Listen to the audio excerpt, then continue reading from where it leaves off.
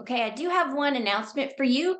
Grain Place Foundation is looking for interns for next year. So anyone interested can submit their name via our website to get more information, and I will put that information in the chat here shortly.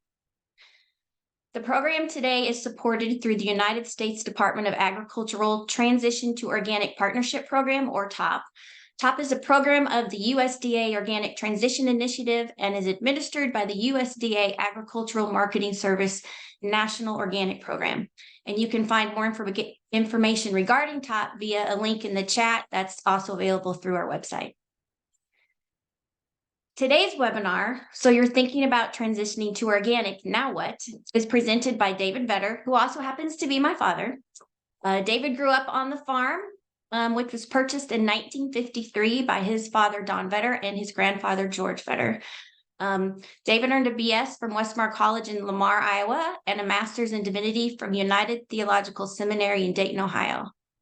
After an interesting array of jobs, which he might talk about, David, with his family in tow, including me, returned to the farm in 1975 and began farming organically with his dad. The Grain Place was certified organic in 1977. In 1987, they incorporated Grain Place Foods, a grain cleaning, processing, and small packaging facility. In 2015, following Don's passing, the Vetter family created Grain Place Foundation, private educational and scientific 501c3 organization. David has been honored numerous times over the years, including being selected as the 2011 Farm Family of the Year by Marble Seed, formerly known as Moses, and the 2016 Organic Pioneer by Rodale. Currently, David serves as president of the Grain Place Farm, president and CEO of Grain Place Foods, and is a member of the board of directors of Grain Place Foundation. So now I'll turn it over to Dave, or otherwise my dad.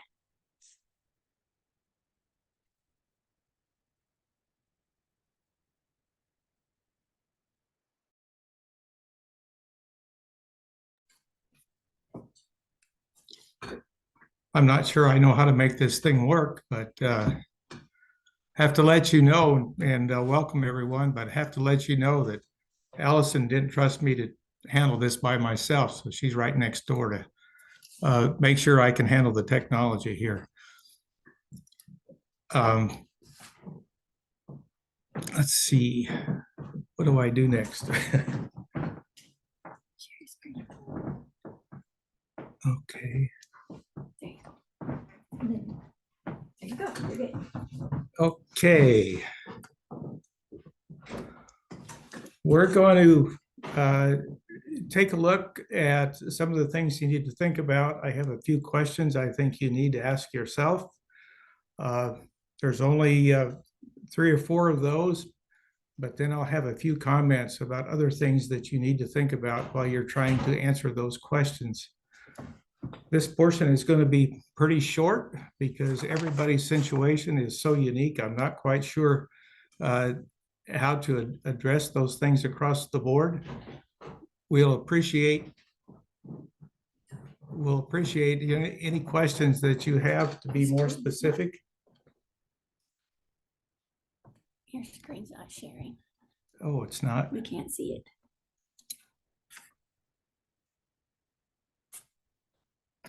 You want to get...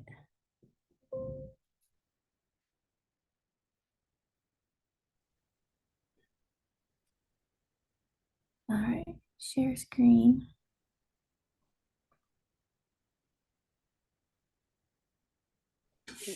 We're turning off videos until the end, Chuck. There, now I think you're doing it. Okay, does that show up now? Yep. Yes. Okay. You can tell I don't know what I'm doing, huh? Looks Anyway, moving on from there, there are a couple 3 questions, and 2 of the big ones are relating to the financial aspects of the process. And I think it's important to, if you're renting, to make sure that your landowner is on the same page you are and looking at the transition and what's happening there. And then the other question is, what kind of commitment can you make financially? Can you make a big investment in soil, or do you need to focus on cash returns, whatever's more important? That was an issue we dealt with when we started, and we made a lot of management decisions we didn't want to make relative to soil health because of financial constraints. And then the other one is, how long are you willing to make that commitment to make that transition process? And answers to these questions are going to be critical when you design your cropping rotation and your cropping system. And one of the things that I highly recommend, based on our past experiences and other growers that we worked with, grow what you know. Don't try growing something that you haven't grown before under a new management system. You don't know where you're making your mistakes, and you don't know where you're being successful without that context.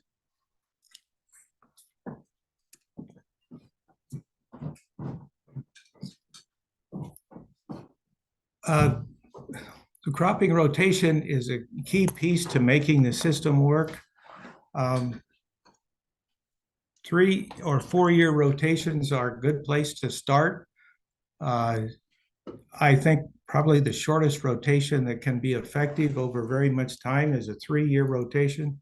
4 is better. Our experience after many years is that the longer the rotation, the more effective the whole system can become. And the other things to be in consideration, again, as I mentioned, what crops you've had experience with to build that rotation around, and then what that sequence is going to be. That might be dictated by cash requirements, and how you answer these are going to have to be influenced by that financial position. And if it's possible,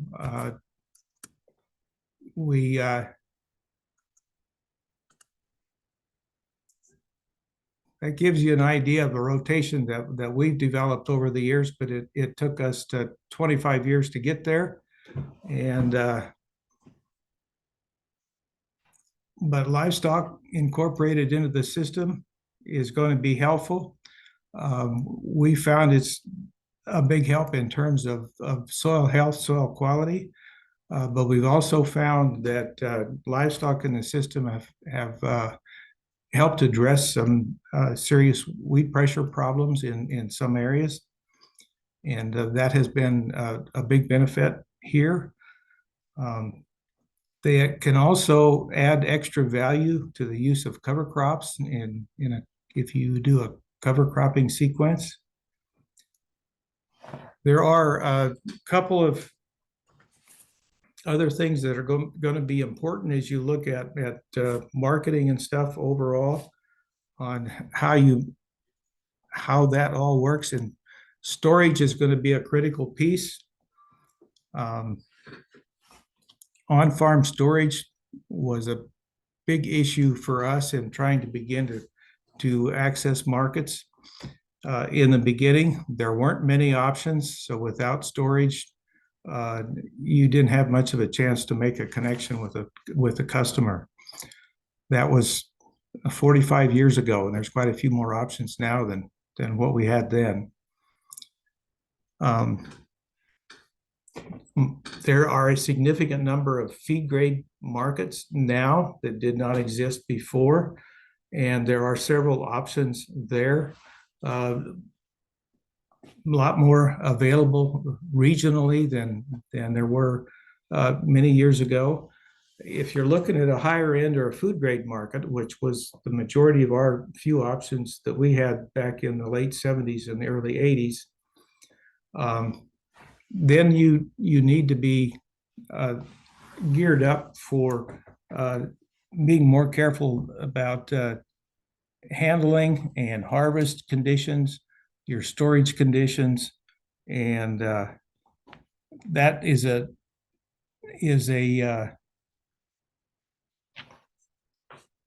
that is a more particular market, so there'll be grain quality issues you wouldn't face in a feed grade market. And I would recommend that if that's something you're looking at down the road, that you get a contract in hand to do that, especially if you're doing a unique product or one that's not commonly produced. One of the advantages of aiming for a feed grade market, it gives you more options for market. And you've always got the feed grade market to fall back on if you don't make the quality standards required on the food grade side. And that has been beneficial to us here, and we focus on food grade with our own farming operation. I guess the hard part of about that is once in a while you have to reject your own production. One of the other issues in terms of quality and food safety and all of that, you have to keep in mind if you're focusing on food grade market that you're potentially working with someone's lunch. And the FSMA requirements and stuff for some of that handling are moving closer to the farm. And so those are pieces we have to keep in mind when we're doing that. Is how we manage storage and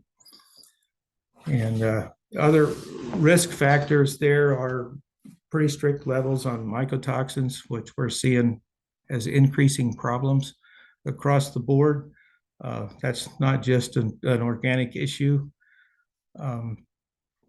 So that's one of the big problems in trying to put together a stable market. We finding products that we can use in our own operation here more and more difficult.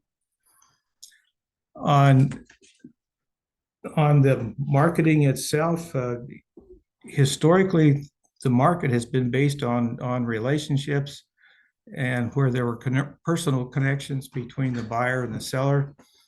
We don't see that so much today, and written agreements have become increasingly important. And we have a number of growers we've worked with for many years where our deal was put together, some cases 25 years ago, and we still have that same relation, and it's basically a phone call, and we completed the agreement.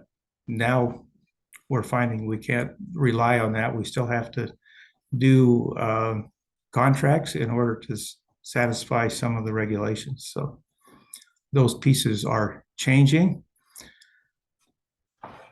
I haven't really answered any questions or suggested to anyone how they need to make that transition, but these are all issues that you need to think about in doing that.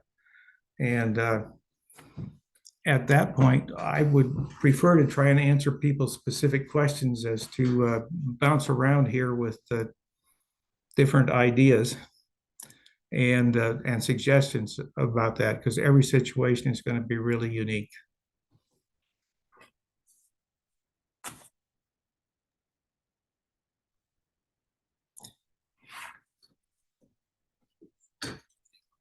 So at this point, I'm ready to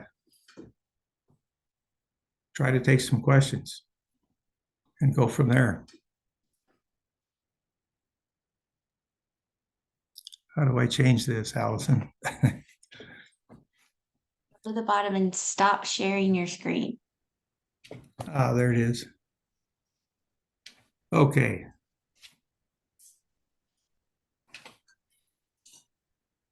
Okay, at this point, would invite everyone to turn on their cameras if they so choose, if they're comfortable with that. There are a couple of questions in the chat already, Dad, that we can get started with. One, could you discuss your ideas for getting more folks to transition to organic? My ideas for doing that. I guess the biggest one is always being open to folks that are asking or inquiring, and being as transparent as I can about what we're doing and why. And it's one at a time. I don't know.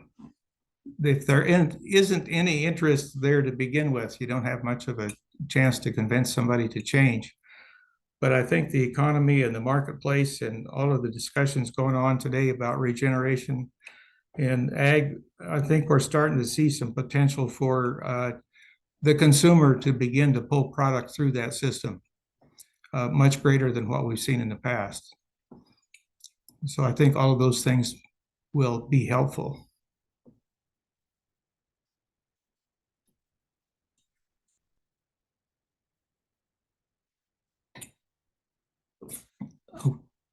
Another person has asked about startup costs, the expense of making that transition.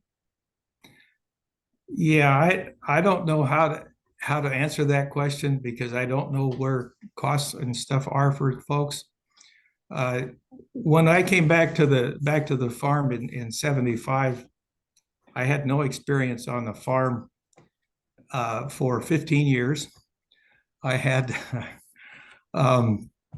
my farming experience was limited to a couple, 3 years managing a living history farm. And what we did was typical of agriculture in the mid-19th century. So it didn't really fit anything current at the time when I came back to the farm. And I had basically no experience in either what we considered more conventional production at that time in an organic system.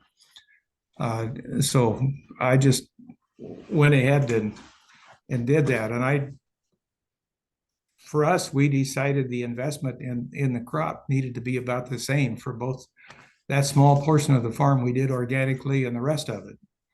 So whatever I spent on chemical inputs in the majority of the farm per acre is what I chose to spend on the organic acres. Didn't know how else to compare them. Yeah, David, I was the one who asked the question, and sort of maybe even categorically looking at, technology or machinery costs, or what would be the opportunity costs from lost revenues as you're getting started. We found in our own experience that there was a shortage of seed corn supply. The farm was mostly corn. I put it in context here for you a little bit. The majority of the farm had been in corn for several years. And so I basically asked the tenant that had been here what he was doing. And I followed the same thing so I could see what was happening on the farm. And that's what we went by. But seed corn was not available very much. And almost the majority of what we planted was a variety that basically nobody else wanted. So I assumed at the beginning that its yield potential was limited. But what was interesting, we compared the same variety on 20 acres that we planted and managed organically that first year, against plots on each of the other fields of corn on the farm. And the yields variations were less. They ranged from just short of 2 bushel to just short of 3 bushel an acre difference. And sometimes it was the organic acres that out yield the other, and sometimes it was the traditional acres that out yielded the organic. None of them were all that great. And what I did learn, or my dad learned, not me, about 20 years later from the largest farmer next door, that his yields weren't any better than ours that year, which surprised me a great deal, as much as I saw the fertilizer machinery and the airplanes in the air in his farm. So while we didn't do great on the yield side, I'm pretty sure we spent a lot less per acre to get what we got than he did. So that was encouraging in a little bit, but it didn't help much that first year to learn that 20 years later. So every situation is going to be unique. I don't think that first year, depending on history, is going to be much of a drawback as what you might think. And even the second year in that cycle, that we had looked at 4 to 5 years to transition the whole farm, and we decided based on that first year's experience to do everything the next year. So that's what we did. So everything was on that cycle beginning the next year. and it's slowly continued to improve. Our costs, I know, have been significant lower per acre every year. And we're at a point now where our primary input costs are seed and fuel. That's taken us 40 some years to get there, by the way. So those are questions I really don't know how to answer until we have a lot more details about an individual situation. But as a trend, that's what we've observed. I've seen somewhat the same thing with other growers we've worked with over the years. Okay, Dad. Thanks, Dad. So Junior is asking, and feel free to jump in here, Junior, too, that stopped applying synthetic products 14 months ago. At what point should he find a certifier, and how do they find the right certifier? Yeah, well, I'll ask the last question first. How do you find the right certifier? I wish I knew the answer to that one. Some are more difficult to work with than others, and some of them do great work, and some of them don't do very good work. And we've dealt with all kinds over the years. So that's somebody you can develop a good relationship with, or that's active in your area. But I would certainly check with other folks and see who they're using and why. I've worked with a few growers that chose the certifier that had the lowest fee rate and was the most flexible in what they would accept as certified product. And I've found generally that longer term performance under those certification schemes are not as successful as those that are on someone that's more particular about detail and spirit of the law. So there's that piece. But I think sooner is better. Once you stop using the synthetics would be a good time to start, because just the information about what you're doing, how it fits and how it doesn't can be useful, because that's a piece of feedback that's great to get from a third party. There are some certification programs that have a transition certification piece that they do it. And I don't know how the fee structure works on that, but I know there are some that do that.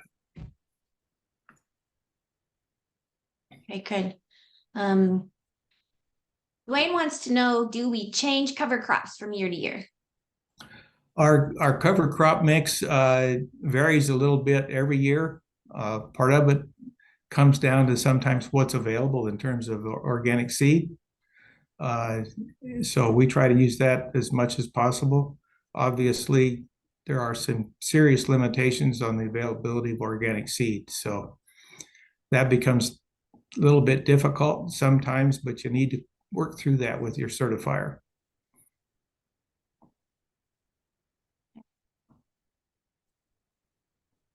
I like a lot of variety in my cover crop mix. So generally we're planting 5, 6, 7 things at a time. So we would be happy to turn this into more of a discussion if people want to just ask questions on their own. You can feel free to turn on your camera or not and ask away, and we'll just talk with one another. Yeah, Greg. I've been messing around with organic farming, David's advice for 15, 20 years. And I have a 160 acre farm there. And I would say the certifier is very important. I've had an experience where the certifier allowed a 2-year crop rotation, soybeans, corn. That happened for 10 or 12 years. And I got very, very sick last year, and we decided to sell the farm. And the organic farmers that came by, because we had it priced at an organic price, we thought, looked at the soil and said, that's not soil, that's dirt. How you been doing this? So the certifier allowed things that the soil couldn't handle. For example, a lot of cultivation, flaming back and forth across the crops a lot.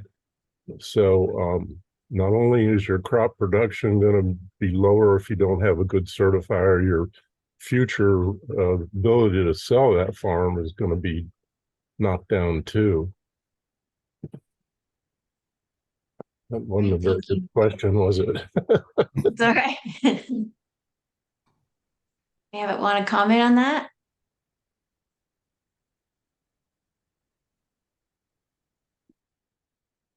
So we have a question from Chuck.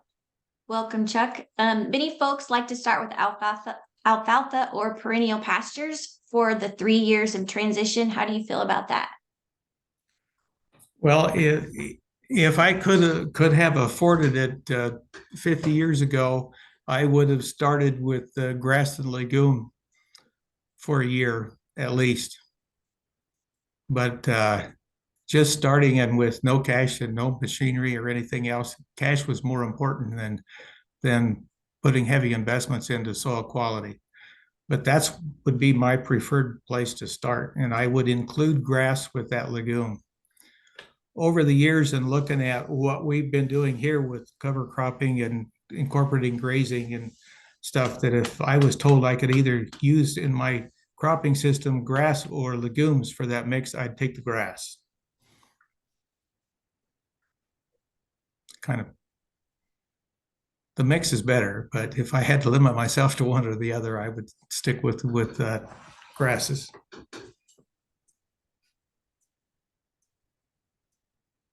And I think starting that way is the best place to start. But if there are cash restraints, obviously you have to make some other choices. Is the reason you're talking about the grass more preferably because the carbon is more important than the nitrogen, or what was the reason for that? Well, just what we see in the changes in soil under grass, and you know, the old saying is grass is its own fertilizer. I think still pretty much holds true, and the biomass created there, not only above ground but below ground, has some significant value. And you add legumes to it, it gets better. But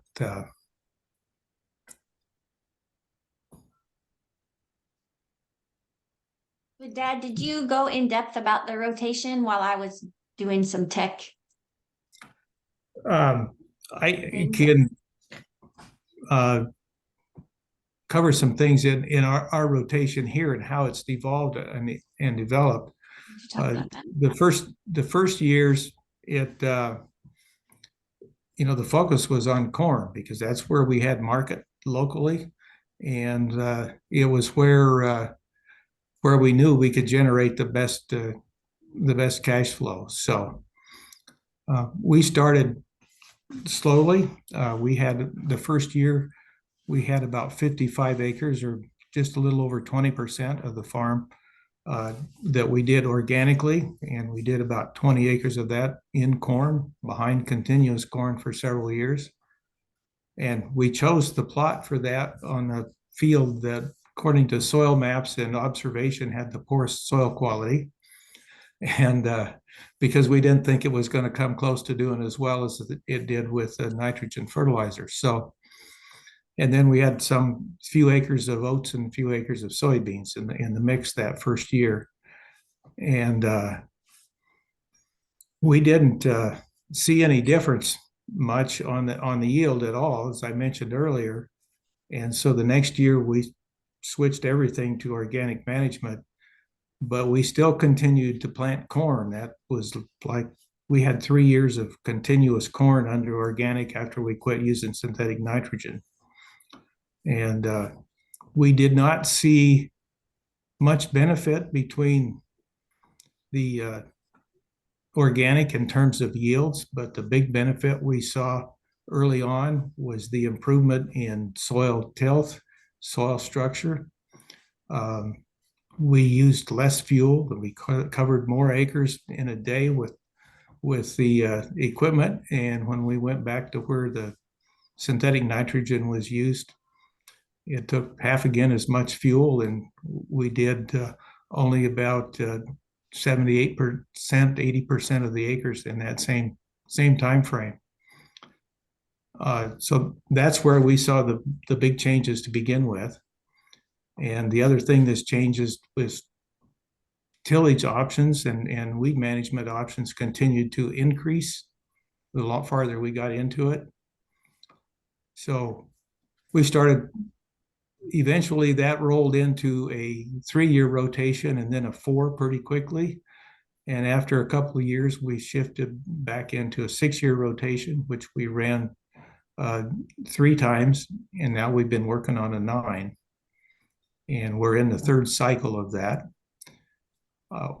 We felt early on that it takes at least 3 complete cycles of a rotation to begin to evaluate it fairly. Some things I see based on the last couple, 3 years now, we're into that 3rd cycle on the 9-year rotation. We're about halfway through that 3rd cycle. The longer you get the rotation, the longer it takes to figure out what's working and what's not. And I still pretty much stick to that 3-year observation, and I'd like to figure out how to make it go longer. But I don't think I'd see the end of that one. The other piece there is that given the size of our farm, I don't know that we can stretch that out any farther and still pay all of the bills because of the cash we need to generate on a regular basis. And that would be reduced with the longer rotation. So those are some issues that we need to figure out. Still working on that. But that's how we got to where we are. We have 4 years of grass and grazing in the rotation now. And I wish that we could have started that earlier because the responses and the changes we saw to that in the system was really encouraging. But it took us a long time to figure out where we were so we could afford to make that transition because it reduced annual gross income pretty significantly the first year or 2.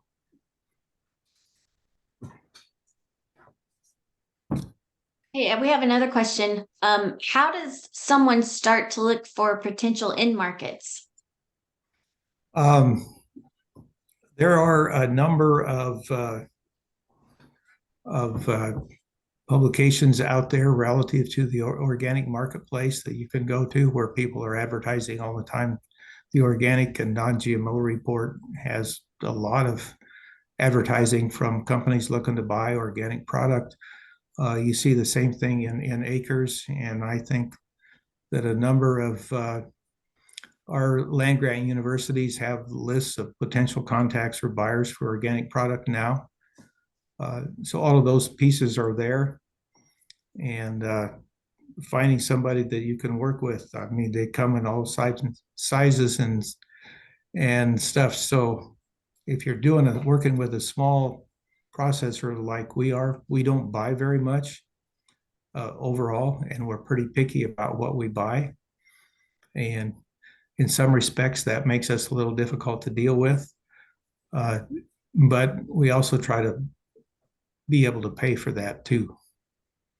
And but that's always a good place to start looking early. And any of these regional conferences, the Iowa Organic Conference just concluded this last weekend, and that's a good place to network with some of those policies. You'll see those things coming up in Minnesota, in the Dakotas, in Montana, and Nebraska, and Missouri, and other places later this winter. So those are all places to make a connection. And I put the links to the organic and non-GMO report and Acres USA in the chat. Marguerite has a question. Have you ever utilized NRCS programs to offset expenses related to transitioning, cover crops, or other conservation practices? Yes, we did. This would be close to 25 years ago. And they talked us into it and we agreed. And we tried to give the money back because they wanted us to go back and do stuff we'd already completed instead of helping us to move on to the next improvement. They're a whole lot more flexible now than they were then. But we haven't worked with them since. They have a lot to offer now that I think would be useful that they didn't in those days.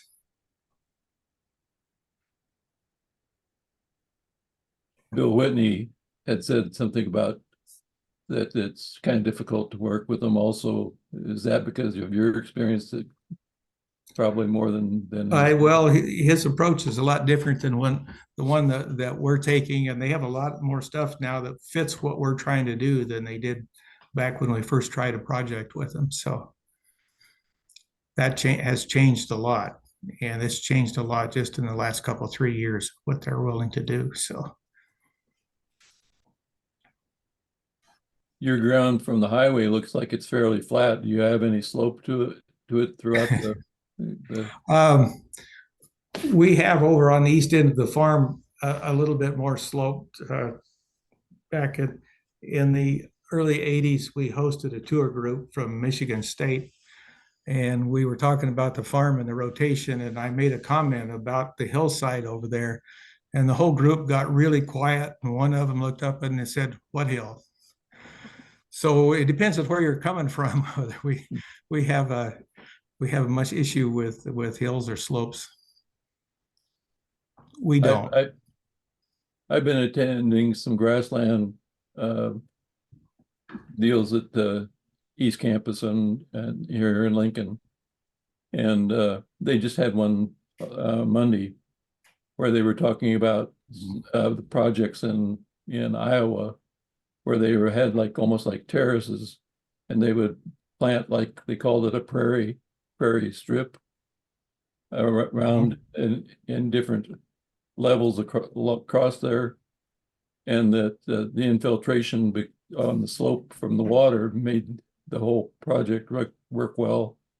And if you I Googled it afterwards, and they were talking about that project in Iowa, how they got a lot more back from what they put into it as payoff in the long run. One of the things that we've done with our rotation and stuff, you have to maintain some kind of a border, and we've tried to use our borders not only around the farm, but as habitat for pollinators and predator insects and other wildlife. And we've also built those borders in between each of our fields within the cropping system. And that's really helped us keep insect pressure in check in our fields as well. And we've incorporated and used in a lot of that native plants and a lot of native wildflowers. Yeah, especially if you pair those native plants with the soil, because there can be a different soil, and it'll get you a better root system, and it proves that. So we have a variety of those in different places where they're more adaptable on the landscape. So we've tried to match that up a little bit. Insect pressure was a big issue early on for us, and the one single thing that we did that reduced insect pressure for us the most was to stop using synthetic nitrogen. And that's not to say we didn't have insect pressure after that, but it was never as bad as when we used it that first year. That was only a 1 year sample, so for whatever it's worth. Okay, Dad, so we've talked about sort of the mechanics, right, of organic farming a little bit. So now we have a question about the social aspects. So one of the things you haven't talked about yet is the need to have thick skin to weather the comments of your friends and neighbors. So how do you answer questions, or how did you answer questions, particularly when you were starting, about weed management, how to provide fertility, and convince people that some weeds are okay as a cover crop? Mostly I didn't disagree with folks. Everybody's got to do what they've got to do, or what they think's best in their particular context. Most of my neighbors were okay with talking about it. A lot of them, when you show up, nobody talks about agriculture anymore. So that was a piece we went through. Even with all of my relatives, we were related to about half the town, and go to a family gathering, and it's clear that they were talking about agriculture, but as soon as we get there, it never came up again. So those kinds of things have happened, and always tried to be polite. Always said hello to them, always waved to my neighbors when I saw them. I had one that used to yell at me across the fence and tell me how stupid my dad was. But yeah, you got to deal with what you get, I guess. I don't know how I'm originally from Aurora, and you and I are about the same age, so I'm familiar with how that used to be. So anyway, yeah. It took 30 some years before one of my cousins actually mentioned and asked questions about what I was doing. That was actually going to be my question. So just avoiding the topic happened a lot, but Yep. how long, or did any of the neighbors or, people from Marquette that we would see regularly just say, hey, what are you doing out there? But I had a couple of neighbors that visited with us about frequently, as did the former tenant here that I run off of the place there. When I was making the transition, he was probably more helpful to me than about anybody else, because he talked about his experience with the land. He helped me figure out how to set equipment that I'd never seen operate before, much less tried to set or adjust. And so, we never talked specifically about organic or not organic, but a lot of the use of equipment and what we were doing and what his experience here was. And we worked with him a lot for a number of years. I mean, when we started the processing business, we rented storage at his place. So there were people that wouldn't talk about it, and there's others that would visit with you about it. And some of them, by their attitude, you thought they were offended by what I was doing, and others, it didn't seem to make much difference. So, well, all across the board, it was quite different. And some of that's still not gone away.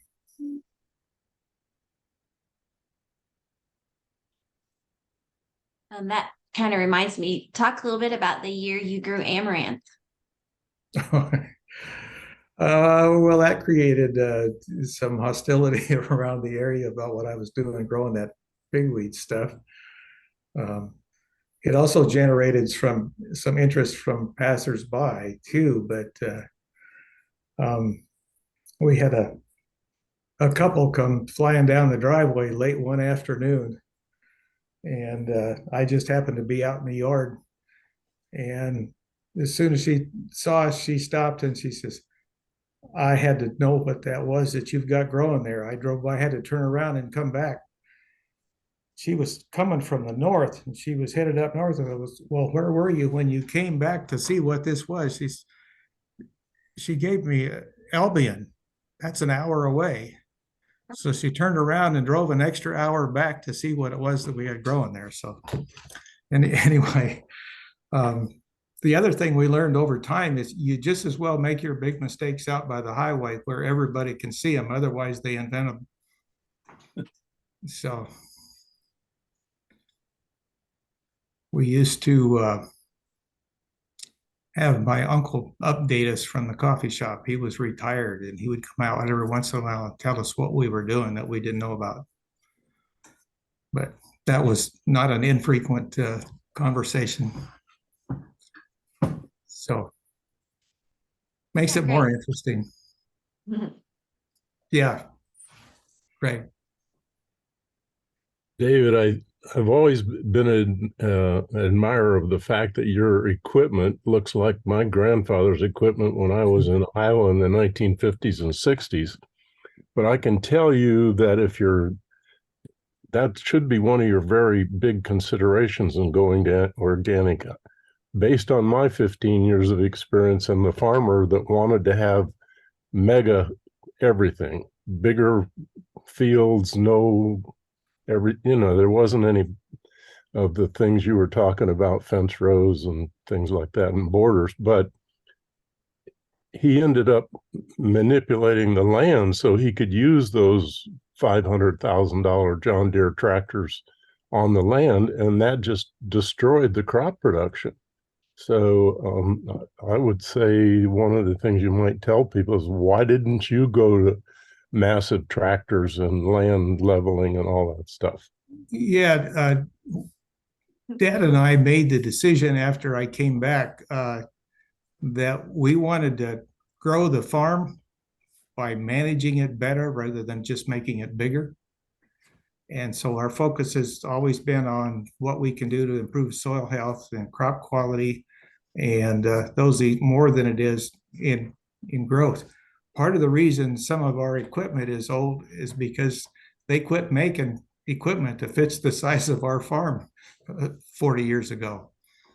I always said about 6 or 7 years ago, I tell folks I bought a new combine and it was only 33 years old. So that's a real problem when we've got an average field size of about 12 acres. A 16-row planter and a 16-row head combine is not of much use, and that's still a problem. There's types of equipment and stuff that I think would serve us better in what we're doing, but the scale is so large it doesn't fit the scale of what we're doing.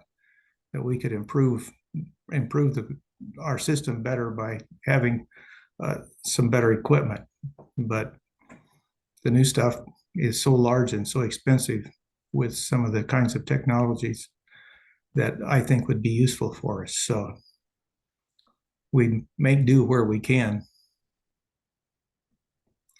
Our farm is 275 acres, 280 acres.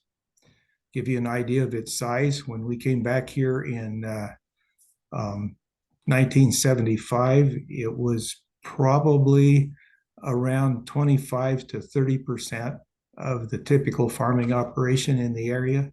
Now it would be less than 10%. And so that's kind of what we're up against in the area. And so scale is an issue.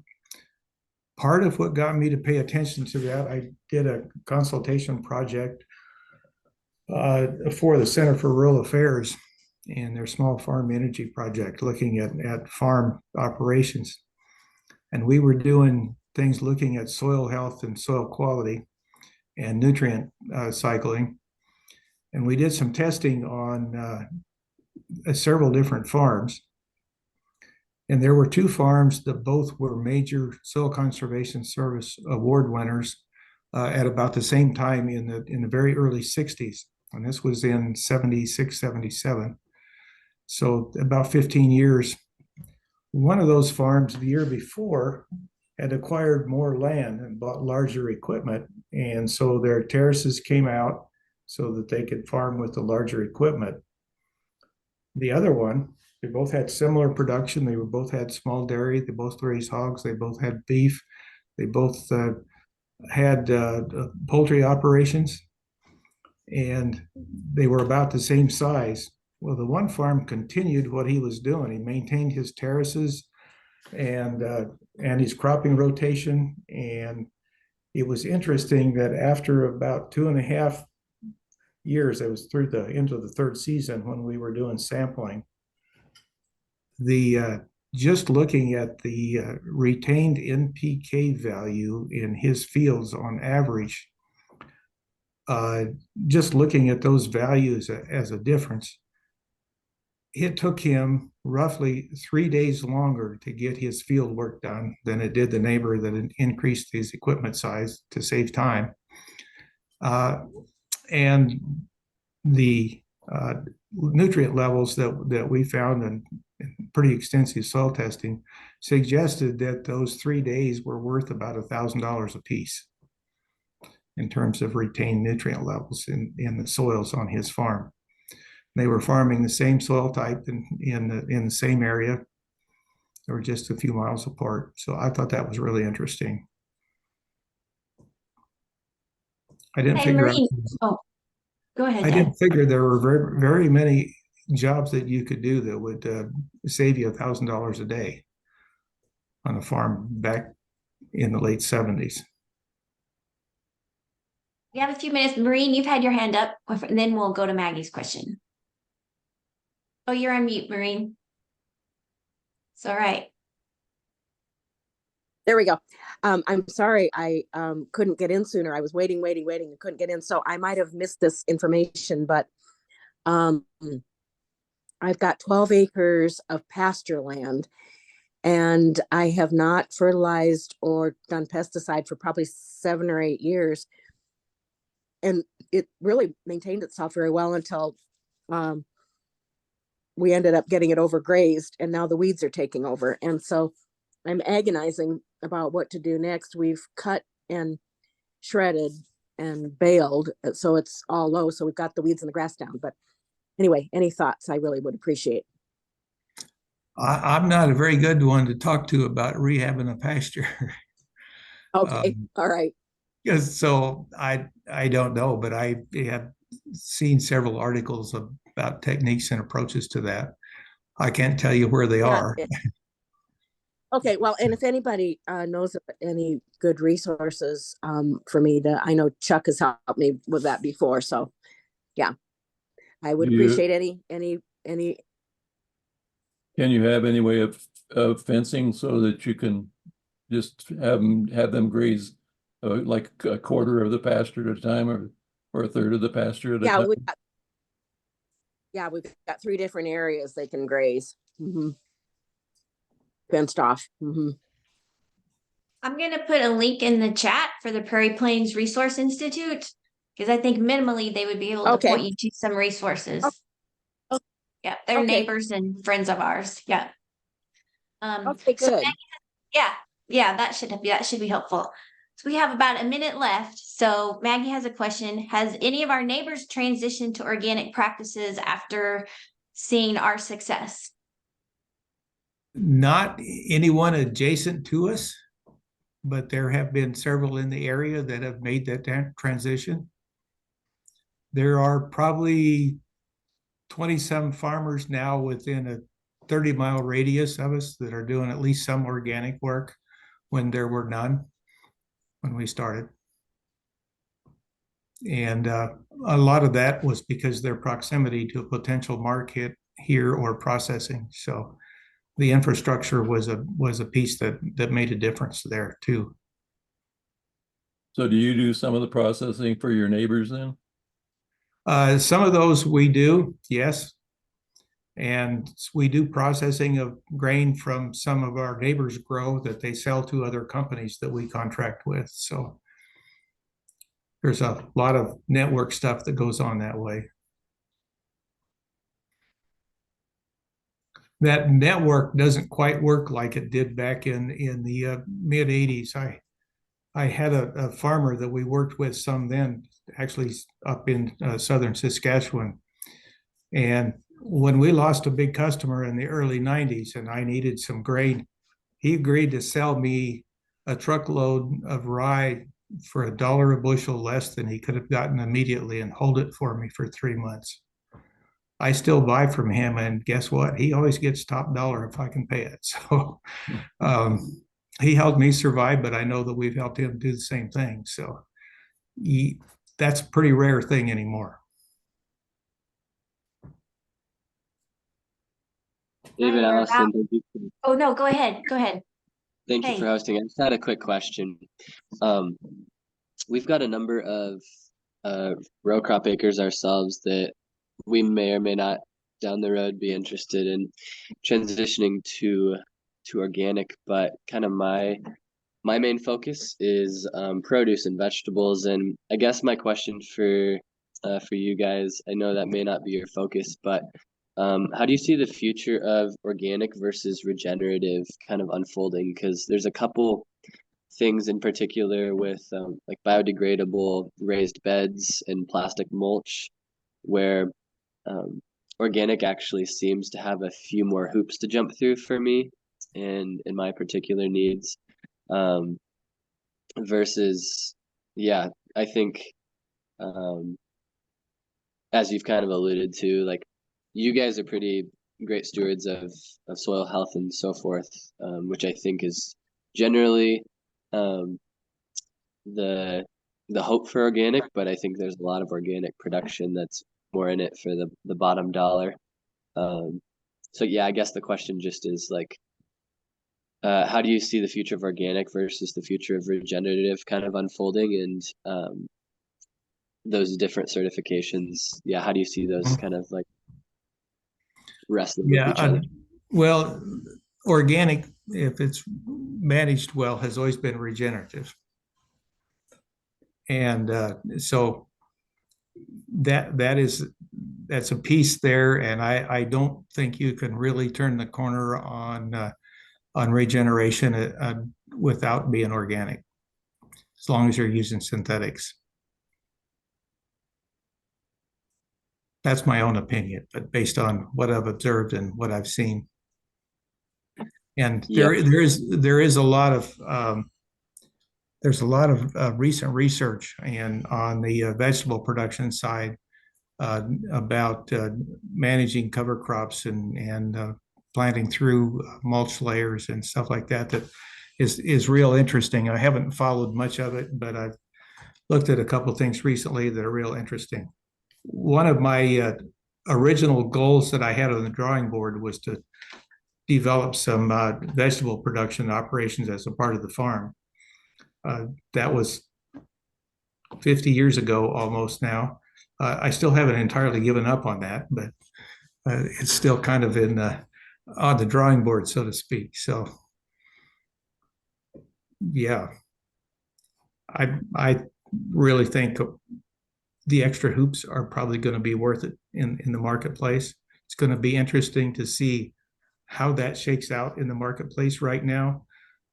Some of the recent stuff I've seen with a bigger ag and stuff talking about regenerative systems and all of that, they're starting to develop a lot of backlash relative to greenwashing in those claims about being regenerative. So that, I think, is going to have an impact on the ability for a regenerative claim by itself to gain the kind of pull through it might need in the marketplace. Benjamin, when you talk about raised beds, is that like where you take and put rows of biochar or something to use that, or how do you make a raised bed? We have a mulch layer. A lot of vegetable producers just use regular plastic, and then they take it up at the end of the season. Technically, right now, for within the USDA, you can certify organic using a bunch of plastic that gets pulled up and wasted at the end of the year. But if you put down biodegradable plastic that you can just incorporate into the soil at the end of the growing season, technically the USDA doesn't allow for that right now within the organic certification, even though countries like Canada currently do. So there's a couple hoops like that. Like that's actually been a pretty integral part of our weed management, just to allow for less herbicide use. We haven't used biochar. I'm not very familiar there, but we've had very good luck with biodegradable plastic mulch. Yeah, I see. Maureen, I see you have another question real quick. I just want to be respectful of people's time. So if people need to go, that's understandable, but we'll hang on and answer questions as long as y'all want to be here. So. Maureen, you're on mute. I couldn't figure out how to get my hand down, but I got it down. So I didn't have another question. Thank you. Oh, okay. Okay. Any other comments or questions? As always, if you think of something, feel free to email me. And we'll make sure we get some information back out to you. We appreciate you all joining us and hanging on for a few extra minutes. This has been recorded, so the recording should be up soon, and I'll send an email out letting you know when it's available. Okay. Thank you all. Thank Thanks, you. everybody. Thanks, Thank everybody. you. Yep. Bye-bye.